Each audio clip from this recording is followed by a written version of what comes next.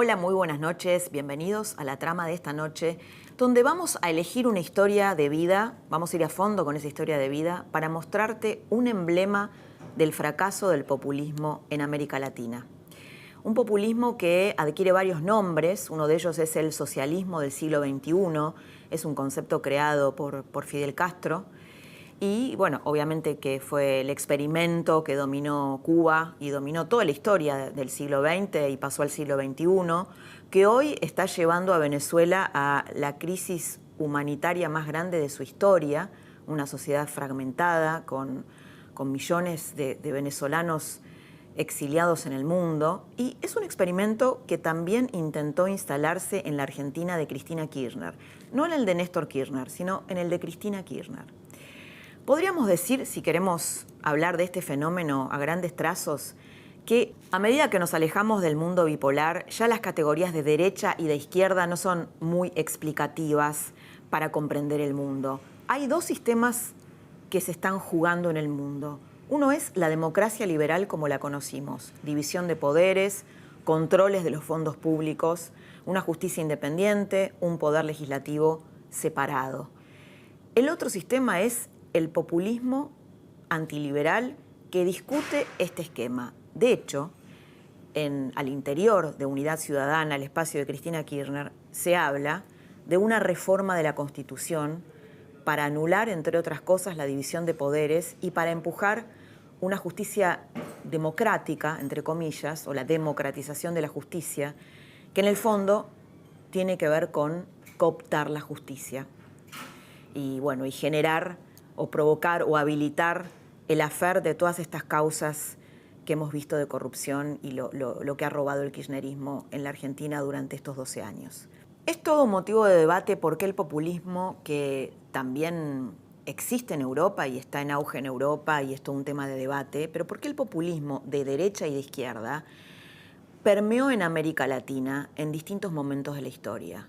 Hay muchas razones. El historiador Loris Sanata, que se ocupa, es profesor de historia en la Universidad de Bolonia, se ocupa de estos temas, dice que en los países periféricos el populismo fue una manera de integrar a una sociedad muy fragmentada, de generar justicia social y hasta de provocar cierta forma de democracia. El punto con estos populismos de derecha o de izquierda es que siempre terminan en experimentos autoritarios. Este fue, de algún modo, el éxito que tuvo el peronismo en la Argentina, que fue una manera de integrar distintas clases sociales, distintas culturas, de amalgamar la Argentina, pero con una cuota alta de violencia, de destrucción de las instituciones, de corrupción en muchos casos. El populismo es difícil de explicar si lo discutimos en términos políticos, académicos. Acá en la trama siempre te contamos que las historias de vida son mucho más didácticas, son mucho más explicativas. Por eso te vamos a traer aquí la historia de Hilda Molina, la médica cubana que abrazó con pasión la revolución socialista de Fidel Castro cuando tenía 15 años y que después sufrió una enorme desilusión. Ella se cree víctima de un engaño. Es una mujer que fue una gran testigo de ese proceso, que tiene horas y horas de charla con Fidel Castro, que en esta entrevista la vas a ver como nunca. En esta entrevista te va a contar cómo Fidel Castro le propuso matrimonio, se enamoró de ella. Ella, tiene una actitud que ya vas a ver, lo enfrenta de una manera muy original, muy creativa.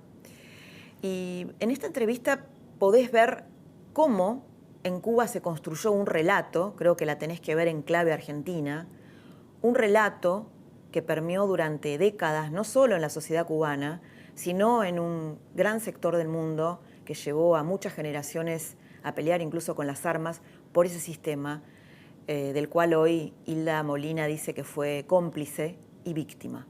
Te invito a entrar a la trama de hoy, la historia de la médica cubana, para escucharla y para verla en clave argentina. Esta trama empieza así.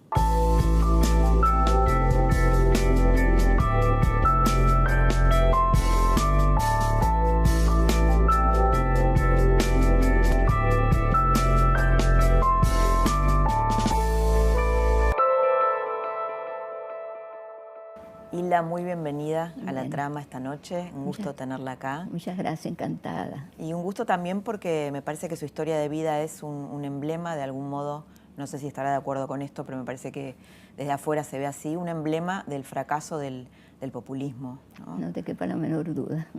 Y me gustaría empezar por su historia de vida, por el comienzo. Usted nació en Cuba, abrazó la causa de la revolución durante 35 años y Exactamente. nació en una familia adinerada, es decir, no tenía necesidad de abrazar la revolución. ¿Por qué lo hizo? ¿Qué la trajo? Una familia adinerada, católica y con una serie de valores grandes. Lo que pasa es que yo fui adulta desde muy chiquita, de esas niñas que son adultas. Y a mí me dolía y me sigue doliendo el dolor humano. Y estaba pendiente de los servicios de salud en Cuba, que no es como se dice que eran. O sea, eran de los más prósperos y de los más desarrollados de América ¿Antes de la Latina. revolución? Antes de los Castro. Sin embargo, yo no entendía que personas fueran a la televisión a pedir ayuda para un tratamiento médico. Yo le pedí a mi madre que me llevara a recorrer las áreas más pobres del país. Y ahí fue que yo, desde muy niña, dije, yo quiero ser médico para trabajar para los que no pueden pagar. Y aparece Fidel Castro, el primero de Perdón, enero. ¿usted era única hija? ¿Tiene No, un yo hermano? tengo un hermano. ¿Y sus papás qué hacían? ¿A qué Mi se madre era dedicaban? la diseñadora de moda más famosa de la Cuba precastrista. Tenía una casa de moda prestigiosísima. Mi madre fue mi formadora y todo lo que yo soy se lo debo a ella. Y me había ganado una beca para estudiar medicina en Estados Unidos, en España o en Cuba, porque fui el mejor expediente o currículum de colegios católicos de Cuba. Entonces me ganó eso y ya yo tenía mi proyecto de vida muy definido. Además, O sea, podría haberse ido a estudiar afuera. Absolutamente, ¿no? aceptando la beca. Además, una niña que, aunque mi madre me enseñó siempre el sacrificio, etcétera, pero que vivía cómoda, no tenía problema. Y usted dice, Isla, que Cuba, o sea, precastrista no era Ni esto que se ha dicho, ni el traspatio de los americanos, o sea, en Cuba había prostitución como ha habido en el mundo, pero no era el prostíbulo. O sea, es que se reescriben las historias. Estos regímenes reescriben las historias y llega un momento que sepultan la verdadera historia. Yo siempre, para que no piensen que mi opinión esté tendenciosa, digo que deben ir y revisar los archivos. En el índice de desarrollo humano, Cuba, de 122 países estudiados, Cuba tenía el lugar número 22. Era en la época precastrista. En la época antes de 1 de enero de 1959, en el año 1958. Lo que pasa es que Fidel sabía que si él no llegaba al poder por la lucha armada que él la impuso, no iba a lograr su plan, que era perpetuarse para siempre en Cuba. Pero ya se iba a sacar a Batista. Los notables del país tenían concebido un plan. Mi familia paterna luchó contra Batista, mi padre, mis tíos. Por eso es que nos quedamos en Cuba, porque mi madre nunca creyó en ello. Mi madre no, ajena totalmente a la política, pero una mujer muy inteligente. ¿No creyó en quiénes? En Fidel. En Fidel. El primer día que lo oyó ya lo definió y nunca creyó en él. ¿Y por qué usted qué la trajo de esa revolución? 15 años tenía Laura. Su discurso en que él promete lo que yo quería que sucediera en Cuba. Primero dijo algo muy importante: se va a respetar el mérito. Yo creo que un país donde no se respeta el mérito es un país que no tiene futuro. Él lo repitió muchas veces. Va a haber servicios de salud y de educación decoroso, despolitizado para todo el mundo. Y dijo, lo único que dijo realmente de verdad fue que nos íbamos a tener que sacrificar mucho. Eso lo dijo y eso sí fue real. Qué raro lo del mérito, porque el mérito siempre está asociado más a la cultura del capitalismo, ¿no? Lo que pasa es que Fidel Castro ha sido uno de los seres más inteligentes que ha recorrido el siglo XX, no te quepa la menor duda. Y él sabía cómo hablar para cautivar a mi generación que no necesitaba esa revolución. Y ahí es donde yo renuncio a la beca.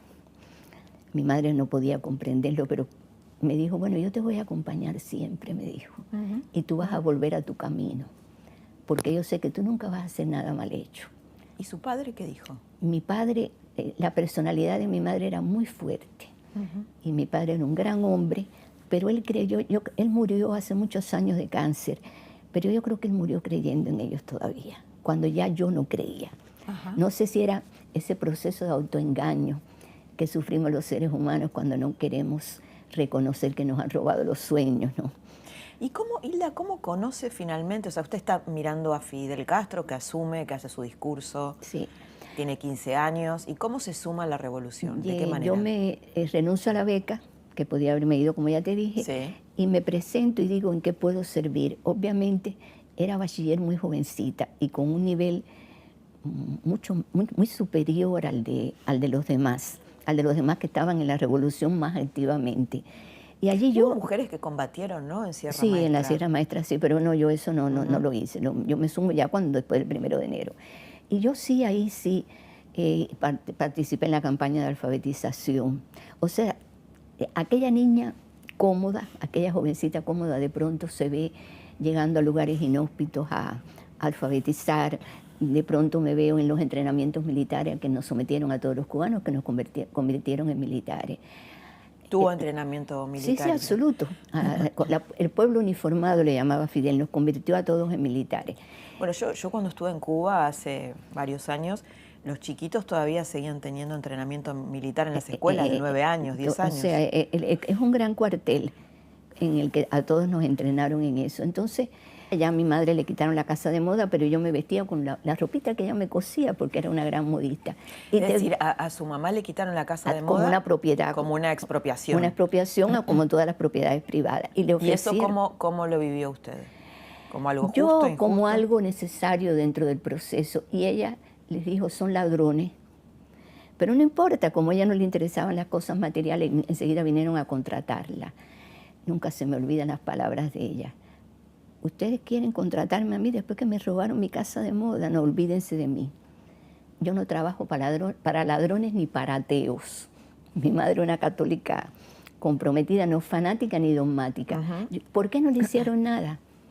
Porque era la esposa prácticamente de un héroe contrabatista, que era mi padre, y porque sus hijos estaban dentro de la revolución. Ella dijo siempre lo que quiso, con la dulzura que la caracterizaba, pero lo dijo. ¿Su hermano también estaba dentro de la revolución? Es 2 años menor que yo, sí, también. Con 13 años ya más o menos él estaba también en todo, todos nos involucrábamos en la alfabetización. Lo que pasa es que para los jóvenes es un proyecto muy romántico, muy tal convocante.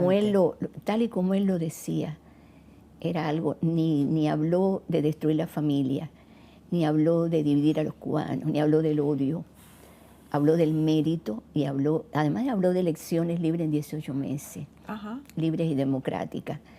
Y el problema es que Fidel llevaba ya un proyecto desde su juventud, no es que él cambió, no, él lo llevaba, y mientras él decía eso ya tenía un gobierno en paralelo, que no era el gobierno que él puso primero, que era un gobierno de personas respetadas en el país, pero él tenía un gobierno en paralelo y ya estaba llevando adelante su proyecto. Bueno, de hecho lo apoyó Estados Unidos, ¿no?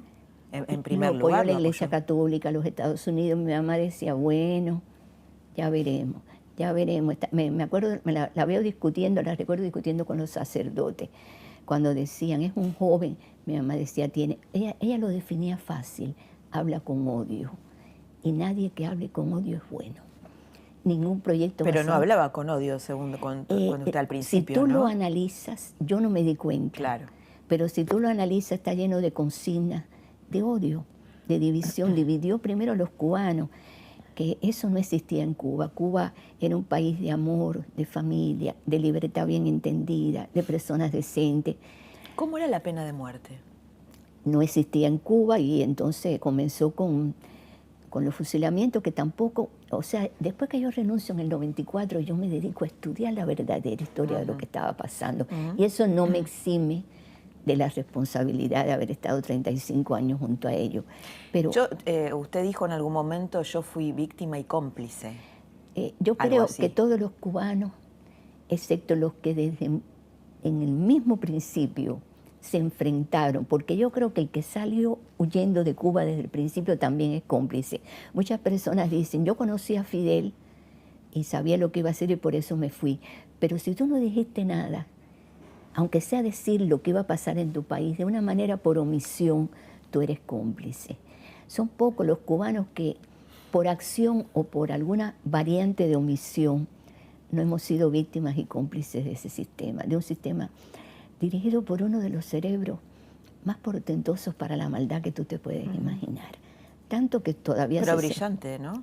Absolutamente brillante. Absolutamente brillante. Entonces, bueno... Ahora, Hilda, quiero centrarme en esto.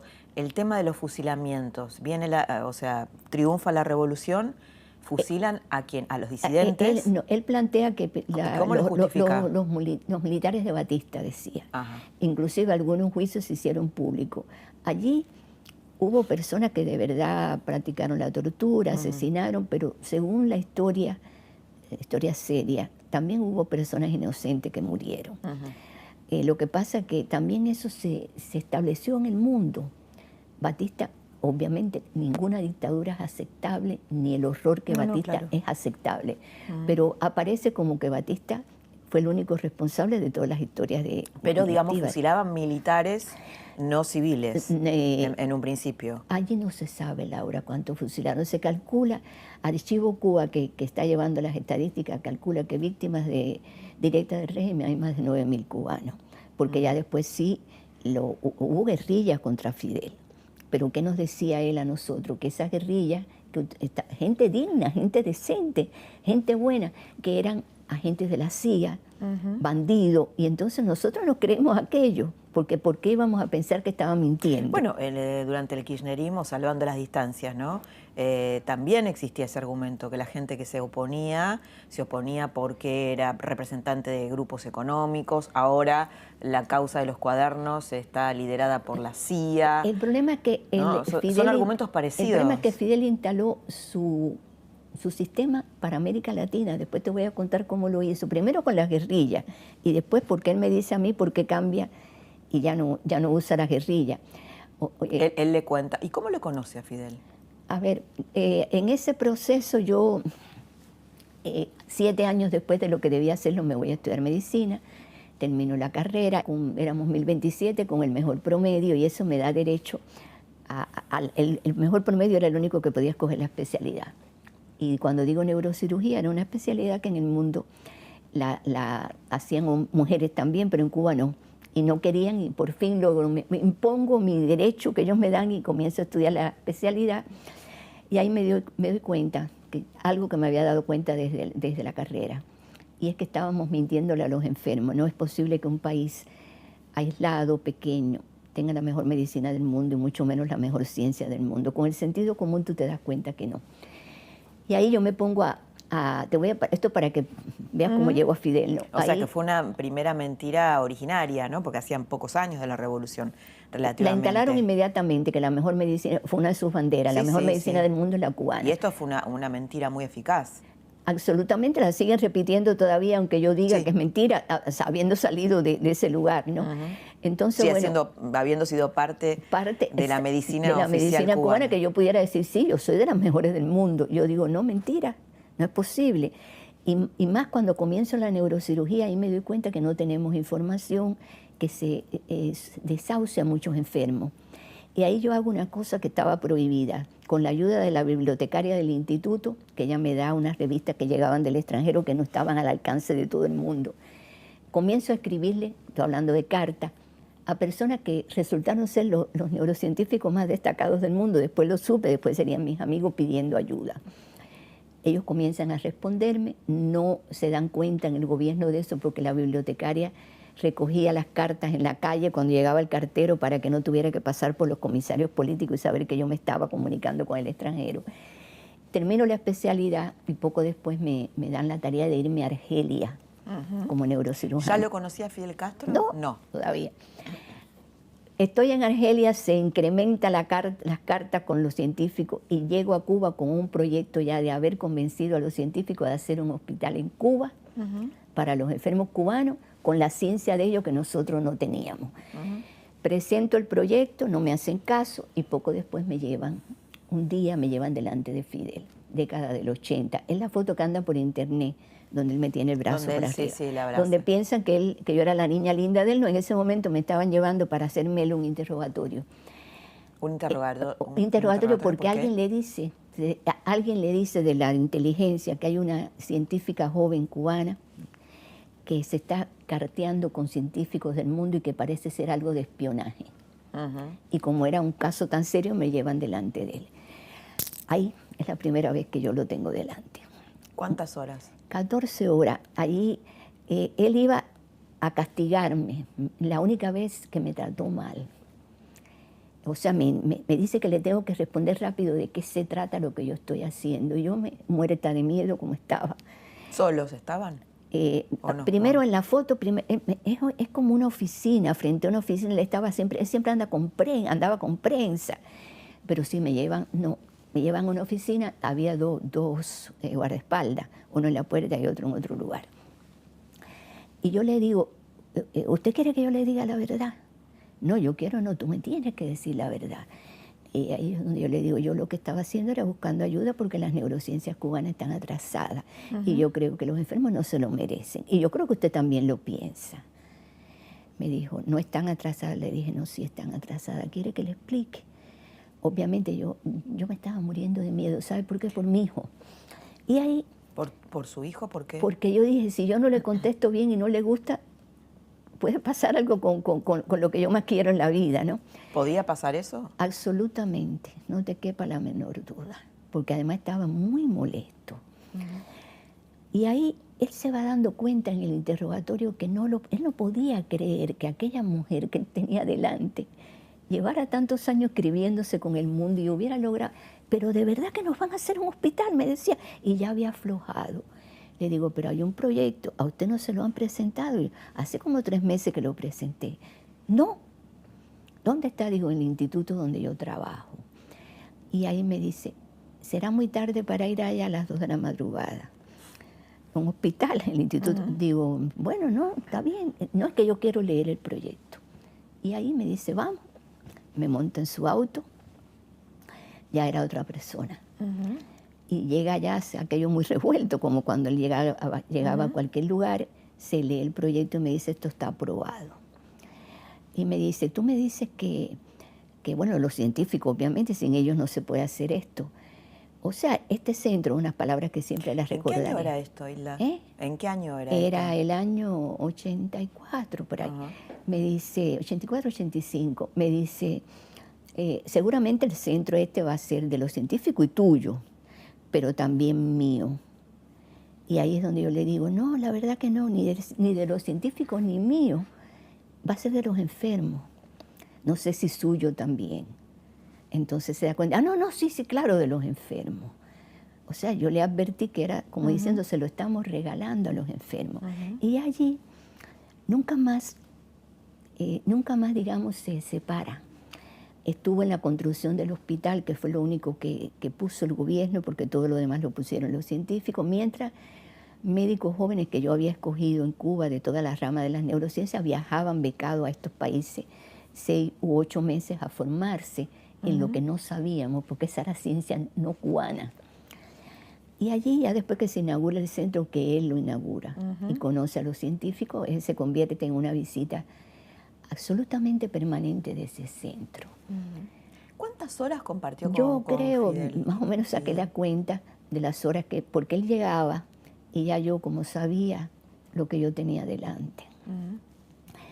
Yo dije, yo lo voy a estudiar, porque lo ha estudiado la CIA, lo ha estudiado de lejos. Inclusive las neurociencias te dan un poco de posibilidades de estudiar la condición humana, pero no estás preparada para perfiles. Sí. Y me documenté en perfiles. Me documenté en perfiles. ¿Pero qué era lo que...? Porque usted lo admiraba en ese momento. No, ya no. Yo regresé de Argelia convencida cuando yo vi lo que eran las misiones médicas. O sea, que es lo que ahora Bolsonaro, ahora le hacen caso a lo que yo llevo muchos años diciendo, que los médicos cubanos hacemos en el exterior una labor extraordinaria, pero es un negocio para el castrismo. Es como una trata de personal de la salud. Y yo no quería que me dieran los dólares que pagaron por mí, pero yo quería que el mundo supiera la verdad. Además, las condiciones tan despiadadas, tan irrespetuosas que vivimos, ya yo estaba convencida. Lo único que a mí me ha... ¿Pero por qué siguió entonces, Hilda? Por los enfermos cubanos. Puede parecerte, no sé. Porque siguió muchos años después, ¿no? No, yo regresé de Argelia en el 83. Ah, claro. Yo renuncio en el 94, porque yo llegué con el proyecto del centro. Claro. Y yo dije, yo quiero esto para los enfermos cubanos. Tal vez me equivoqué, pero porque al final se robaron el centro. Pero yo pienso siempre como médico.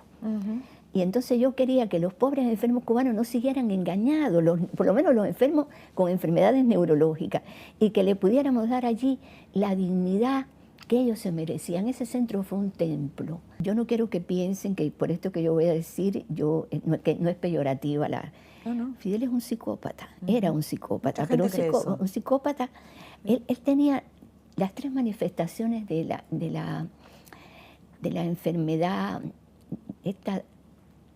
de lo que es la trilogía, digamos. Era narcisista, era sociópata y era psicópata. Realmente un alma absolutamente atormentada, incapaz de sentir empatía ni cariño por nadie. O sea, cuando digo esto, es la persona que usa a un ser humano como se puede usar algo desechable y después lo descarta. Cuando digo descartar, puede ser descartarlo teóricamente hasta con la vida. Qué paradoja, ¿no? Porque supuestamente la revolución es amor al pueblo. Duda. Yo hice todo lo que pude porque él decía que ese era su refugio espiritual. El centro. Que él necesitaba. Dice, yo vengo acá porque yo me mejoro. Cuando yo me siento mal, vengo a hablar contigo porque me mejoro. Yo le decía, pues venga cada vez que quiera, porque el pueblo de Cuba necesita que usted esté bien. Y ahí aconsejé lo que pude, pero perdía mi tiempo. Siempre me decía, es el imperialismo yanqui y el embargo, el bloqueo, lo que nos tiene así.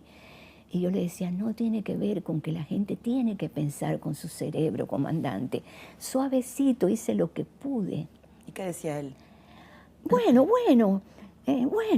a veces que se quedaba en el bueno. Porque yo creo que él me respetó. Cosa difícil en un psicópata. Sí.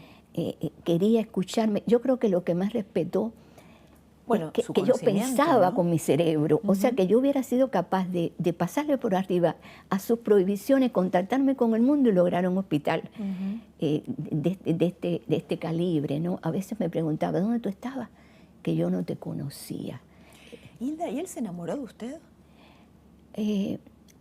A ver, yo quiero terminar con este tema, sí, porque sí. Y tú sabes que ahora yo respondo esto porque hay un ser vivo que el Fidel usó de confidente, que tiene 87 años, y que hace un año me llamó para decirme que Fidel lo había usado de confidente en su amor contrariado. Yo pensé que de esta propuesta matrimonial sabíamos nada más que él y yo. Y mi madre, que siempre que él llegaba al centro a hablar conmigo, se sentaba en un rincón del centro porque me decía que nunca me iba a dejar sola con él. Yo la tenía siempre en el hospital conmigo. Ella entraba a rezar el rosario en un rinconcito porque decía que era el diablo mismo que había bajado a la tierra. Cosas de madres, ¿no? Bueno. Yo dije, quedó entre él, yo y mi madre. ¿Qué necesidad? ¿Qué gana el mundo con que yo cuente esto? ¿Qué gana el mundo? Nada. Pero se entiende mejor la historia. Sí, pero bueno, yo quería que la historia ya está. ¿Para qué? Pero él le hace una propuesta. Él me propone matrimonio formalmente. Cásate conmigo. Me dice muchas cosas. ¿No? Era como un adolescente en ese momento y yo no quiero humanizarlo con esto que estoy diciendo. Ni me acosó, ni me faltó al respeto. Yo soy tal vez la persona más crítica de Fidel Castro, pero no lo hago desde el odio ni desde la mentira. Ni me acosó, ni me hizo una propuesta irrespetuosa. Me propuso matrimonio y dijo que él quería que yo lo acompañara en la vida, que el mundo supiera que yo era la mujer que él había escogido. Porque literalmente él me amaba, fue lo que dijo. Y yo me estaba muriendo. Si Dios no me ponía las palabras adecuadas, que eran no, ahí volvía a correr peligro mi hijo. Y yo estaba en ese momento rezando. Yo perdí la fe durante muchos años, pero estaba pidiendo auxilio a Dios. Porque era muy fuerte, el hombre más poderoso, el amo y señor de Cuba. Además, me dijo, yo quiero, usó estas palabras, a mí me van a llamar el libertador, el salvador, fíjate qué ego, pero tú eres mi libertadora, ayúdame, me dice.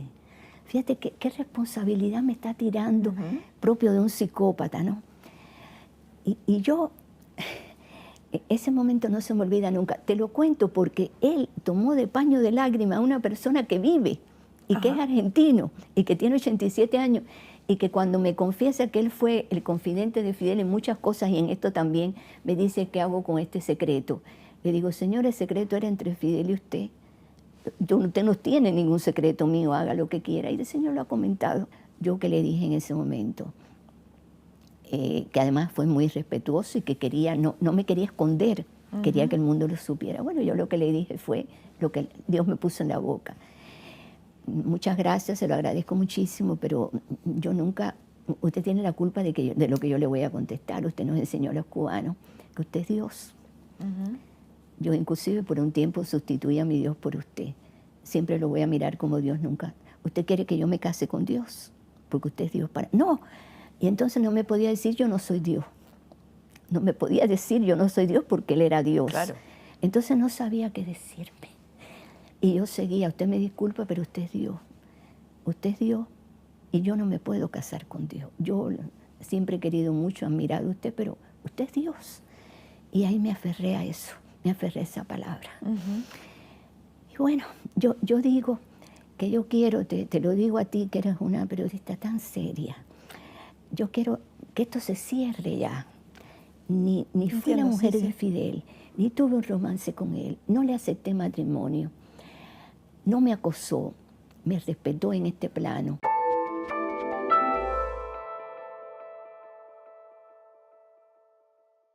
La médica cubana recibe una propuesta de matrimonio de ese hombre tan poderoso, tan emblemático del siglo XX, lo rechaza y ahora te invito a escuchar qué pasó después y cómo siguió esta historia atravesada por la política y también por el amor. ¿Y qué pasó después? Después siguió visitando el centro muy, muy tímido y después empezaron del ministro a exigir que ese centro ya no tenía que ser tanto para cubanos sino para extranjeros. ¿Por qué? Porque Fidel sabía que mi sueño profesional es que fuera para cubanos. Lo sabía, porque yo se lo había dicho, que yo era feliz allí, viendo a los cubanos disfrutando de eso. Y yo creo que fue el mecanismo que él tuvo para que yo fuera a pedirle, no se lo quiten. Porque como mismo se lo hice, le dije, van a dolarizar este centro. Y yo no entiendo, comandante. Me dijo, no lo permita. 3 veces me lo dijo. Digo, no, ¿quién soy yo para no permitir algo en este país? Algo que le estaba ordenando, ¿no? No, él decía que no, no lo permitas tú. ¿Qué me estaba queriendo decir? Haz algo para que no suceda. Es lo que yo infiero poco a poco después. Y le dije, yo no tengo poderes de decisión, yo solo soy la directora. No se lo quiten, por favor, no se lo quiten a los enfermos cubanos.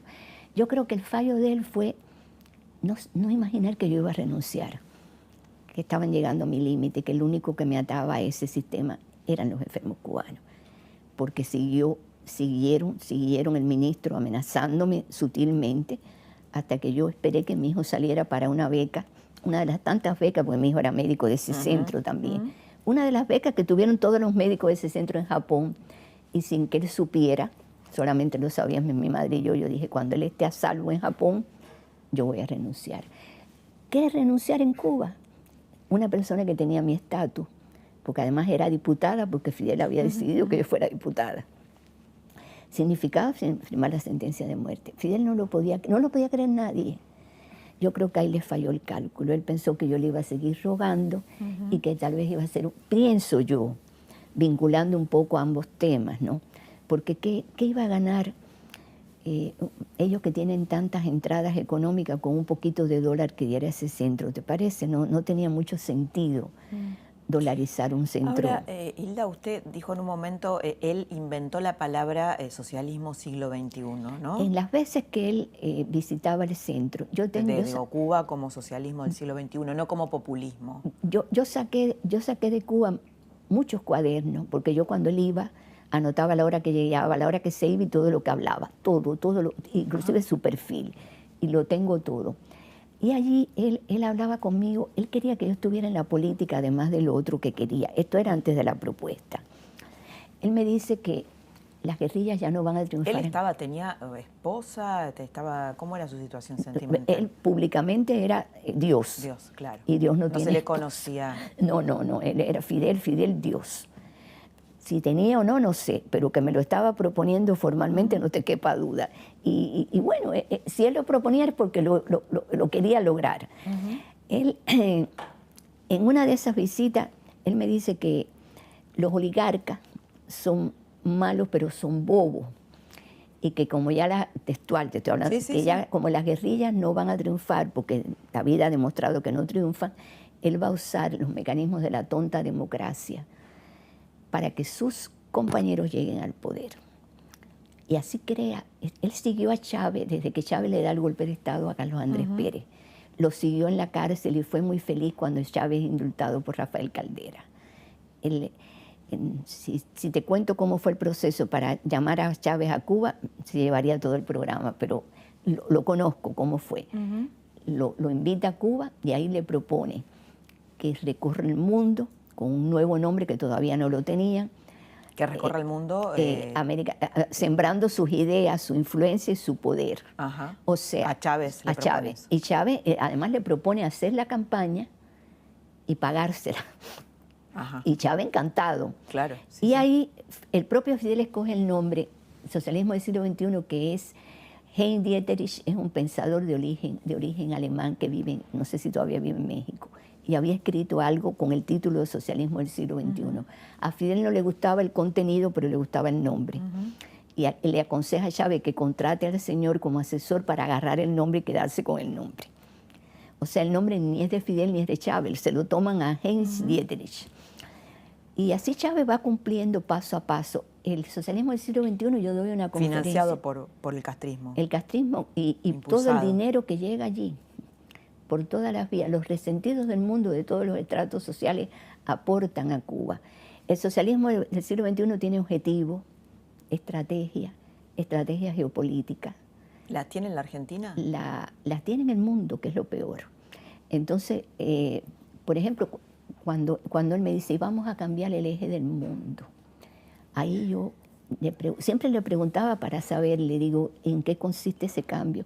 Dice, ¿tú crees que el mundo debe seguir girando alrededor de los yanquis o de Europa? Digo, ¿y cómo sería? Me dice, China, Rusia, Irán, Corea del Norte y Siria. O sea, esto te puede explicar muchas cosas de lo que está pasando en la geopolítica en China, ¿no? América Latina. Entonces, tal vez lo que no imaginó es que China iba a ser el líder del capitalismo mundial. Es que él ya va por el camino de Deng Xiaoping. O sea, Fidel fue muy crítico de la teoría de Deng Xiaoping, muy crítico. Sin embargo, cuando se dio cuenta que Deng Xiaoping, el plan era instalarse para siempre en el poder, llamarse comunista, pero vivir como multimillonario, asociarse con todos los capitalistas inescrupulosos del mundo, que es lo que hace China, y tener dinero para que la gente lo respete, es el camino que le están dando a mi país en este momento. Fidel odiaba al proyecto de Deng Xiaoping y después lo asumió, cuando se dio cuenta que tenían que mutar para perpetuarse. Ha sido un negocio para los chinos su sistema, y Cuba va por ese camino, ya está aceptando inversiones extranjeras, son muy ricos los generales que la cúpula militar, que la dictadura militar que hay en Cuba, y asociado a... Son muy ricos, ¿no? O sea, se han millonarios. Enriquecidos. Los generales todos, y la familia Fidel Castro. También? ¿En la familia Castro? Sí, la familia multimillonaria. Hay que ver cómo andan por ahí descaradamente los nietos de Fidel. Y el hijo, uno de los hijos de Fidel, no se inhiben de demostrar lo que tiene. Uno de los hijos se suicidó hace poco. El primogénito, el más serio de todos, Fidel Castro qué? Díaz Balar. Porque la historia es muy triste, porque él fue una víctima del padre. Es muy, muy triste la historia de un padre psicópata. Sí, y además lo castigó mucho. ¿Sabe quién cuidó mucho a Fidelito, que es como se conoce en Cuba? Raúl, que siempre cuidó mucho a la familia. Entonces, bueno, yo alerté, tal vez pensaron que no tenía suficiente yo nivel político para lo que estaba diciendo. Yo decía, yo no estoy opinando, yo estoy diciendo algo que me consta. Lo que venía para la región. ¿Cómo le constaba? Porque lo vi armado, y porque además Fidel me enseñaba. Tú puedes, a veces era a mí, a veces había algún que otro científico, porque él quería los cerebros de los científicos. En el caso mío, obviamente, yo quería que yo me dedicara a la política también. yo doy una conferencia donde explico bien lo que es el socialismo del siglo XXI de acuerdo al proyecto, cómo tienen aspectos de estrategias muy particulares, o sea, tiene lineamientos generales, cambiar las constituciones para perpetuarse en el poder, terminar con la separación de poderes. Bueno, es lo que está planteando Cristina ahora. Lo que están Cristina planteando Kirchner. todo, de una manera u otra lo hacen, ves revisando los países, ves revisando para que veas qué es lo que pasa, que cada cual lo hace. ¿Cuáles son entonces los puntos? ¿Cambiar la Constitución? Primero inmediatamente cambiar la Constitución, terminar con la división de poderes, terminar con las instituciones republicanas de una manera o de otra, terminar sobre todo hacer monopolio de los medios, siempre el enemigo poderoso, un enemigo ajeno poderoso, pueden ser los americanos, los yanquis, como le llaman, y también el odio, la división. En Cuba, los valores, que son los que yo defiendo, familia, libertad, amor, convivencia, bueno, respeto. Derechos humanos. Sí, todo eso, terminar con eso, porque conviene dividir la sociedad, sembrar el odio es muy importante. Todo eso lo concibe él y dijo, lo vamos a lograr, y repetía, porque los oligarcas son malos, pero son bobos.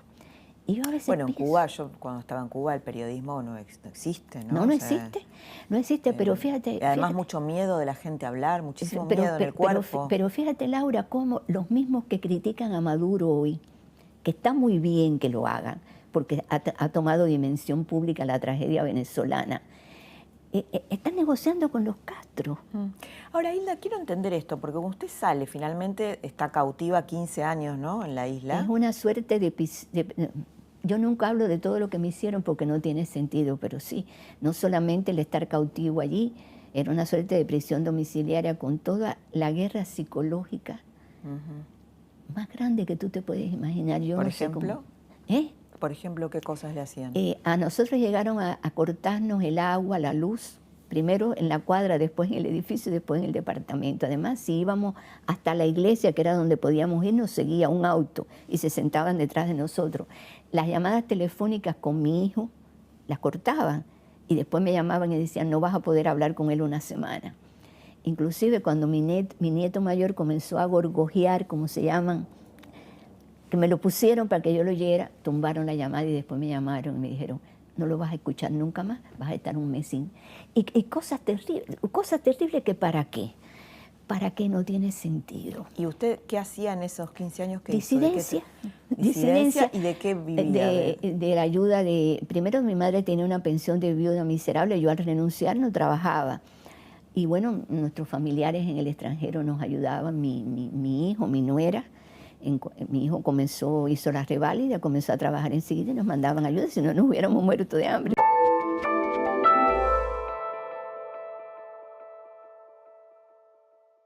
Ahora, lo paradójico es esto, ¿no? Usted estaba planteando recién cuál es la estrategia, según lo que dice, del socialismo del siglo XXI, del cambio de la Constitución, qué es lo que está proponiendo Cristina Kirchner si vuelve al poder en la Argentina, ¿no? Ahora, ¿es el kirchnerismo el que finalmente la ayuda a salir Realmente de hubo una Cuba? campaña mundial, Lara, hubo una campaña mundial. Después ella porque ella estaba orgullosa, ¿no? De esa liberación. Es verdad que ayudaron. Déjame decirte que, y yo no tengo posición con ningún político argentino para no, porque además no creo mucho en la política ya. Obviamente que no debo creer si me dejé engañar desde los 15 años. Claro, ¿no? Entonces... es lógico que haya quedado herida, ¿no? Yo primero los veo actuar y entonces después opino de los políticos en general, muy herida, no creo en ninguno, no creo en la política en general. Además, cuando veo la hipocresía que ahora hay con el caso Venezuela, todavía me siento más mal. El primer presidente que atiende a mi familia es Kirchner. Ellos fueron recorriendo todo para pedir ayuda, como gobierno donde ellos estaban, en el país donde estaban. Y él fue el primero que recibió la carpeta del caso de lo que estaba pasando. Y después ella también, pero junto con ellos el mundo entero, gobiernos de todas partes, científicos del mundo, la Iglesia Católica. Y en el caso de mi madre, que sale primero un año antes y la deja salir Raúl sin permiso de Fidel, que se buscó un gran problema, es porque interviene el Papa Benedicto XVI y también el gobierno de Cristina Kirchner. Interviene. Yo pienso que lo hizo, como ella me dijo a mí el día que nos invitó, que lo hacía por razones humanitarias, Y yo le agradecí, pero en ese momento yo le dije lo que estaba pasando en Cuba. Y me escuchó. Le agradecí, la única vez que la vi, le agradecí como persona y como jefa de un gobierno lo que había hecho, pero igual agradecí a gobiernos de muchísimos países, a la Iglesia Católica, a los científicos, a la prensa y al pueblo argentino. O sea, no fue una cosa exclusiva.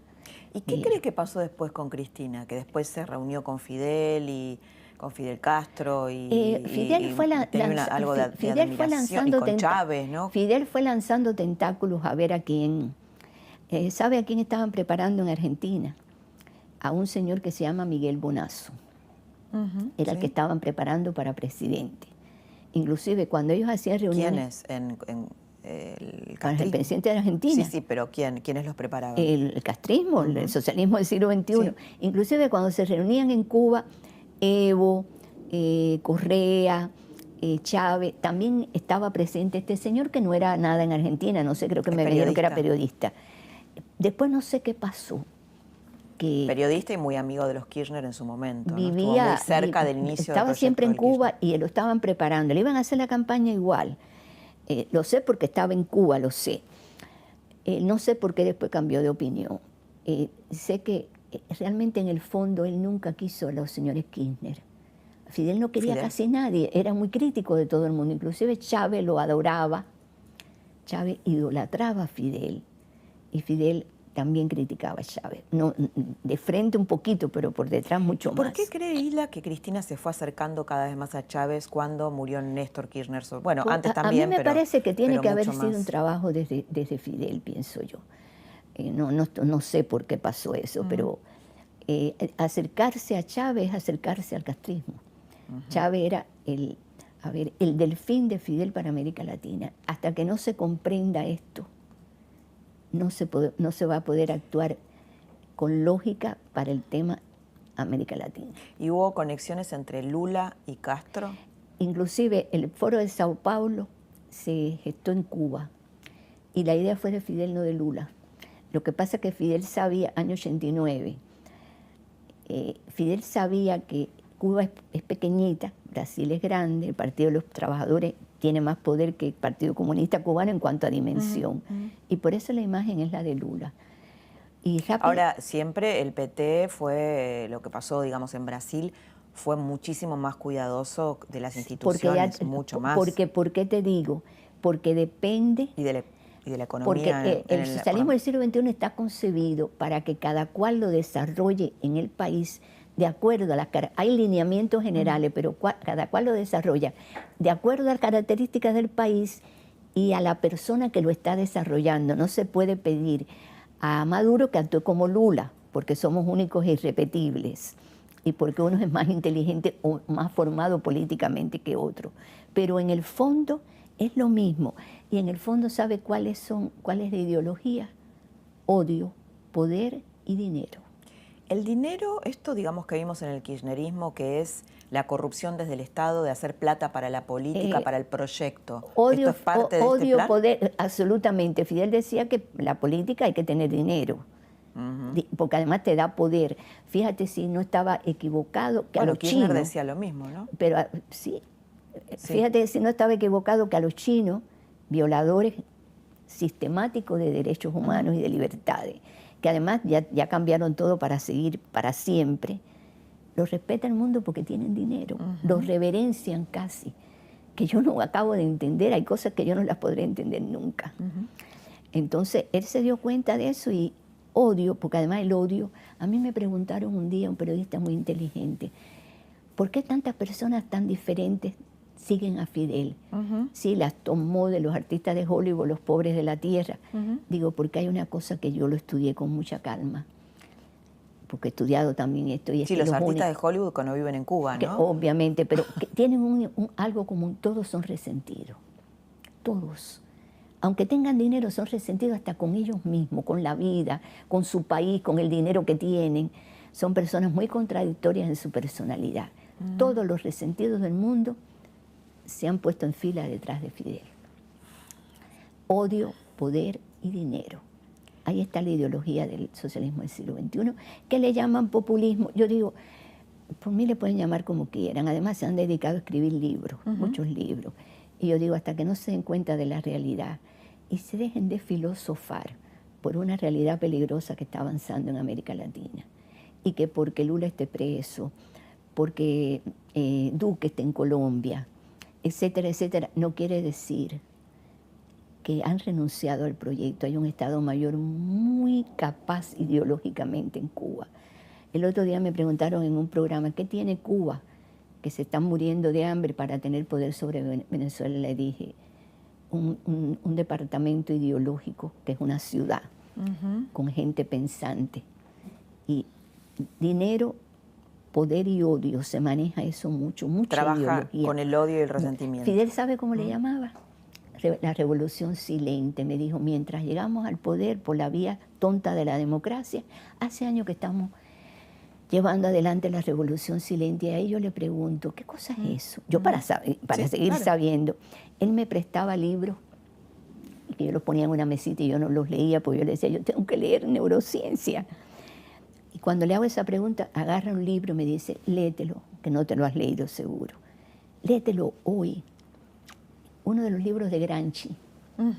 O sea, penetra la neurona, trabaja el cerebro a la gente, trabaja la ideología, captura el alma a la persona y ya está todo hecho. Me dijo, lo estamos haciendo en América Latina con los medios, con los grupos empresarios, con los centros de educación. Y yo que recorro este país me doy cuenta de hasta qué punto han contaminado la libertad de pensamiento del ser humano, hasta qué punto le han secuestrado el alma y las neuronas. Bueno, en la educación seguro, ¿no? En todas partes. Yo reviso inclusive los programas de educación cuando llego a algunas provincias y en algunos lugares hay programas de educación que tienen contenido subversivo y que están enseñando a los niños a odiar. Y así no se construye una sociedad sana. Hilda, muchas gracias por haber estado esta noche acá con nosotros. Bueno. Gracias por habernos explicado todo esto y sobre todo el vínculo íntimo humano, ¿no? Que explica tanto la política. Laura, ayúdame un poquito a tratar de instalar este tema de los valores, que muchos me dicen que es intangible, son intangibles. No, yo quiero que se hable de salvar a Argentina, de que haya un proyecto donde se hable de la decencia en el país, de un sistema de educación digno, de un sistema de salud digno, de invertir en ciencia. Un proyecto país que no sea solamente hablar del mal, sino del bien. Y estoy trabajando en eso. Me encanta, muy buen proyecto. Bueno. Muchas gracias. Reescriben y sepultan la historia, decía Hilda Molina en un fragmento de la entrevista que escuchaste, de este largo mano a mano, donde nos metimos muy a fondo en lo que ella llama las mentiras del populismo, el relato, este relato que quiere exportarse, que quiere instalarse en otros países como una estrategia. Y es muy valioso, no solamente porque Hilda Molina fue testigo de muchos años de Fidel Castro y de su revolución, sino también porque ella venía de una familia adinerada que no necesitaba de esta revolución, de este socialismo del siglo XXI, pero estuvo de acuerdo por empatía, por sintonizar con el dolor ajeno. Hasta aquí la trama del populismo, desde otro lugar para pensar más profundamente. Y te espero entonces la próxima semana para seguir pensando la Argentina con otras tramas.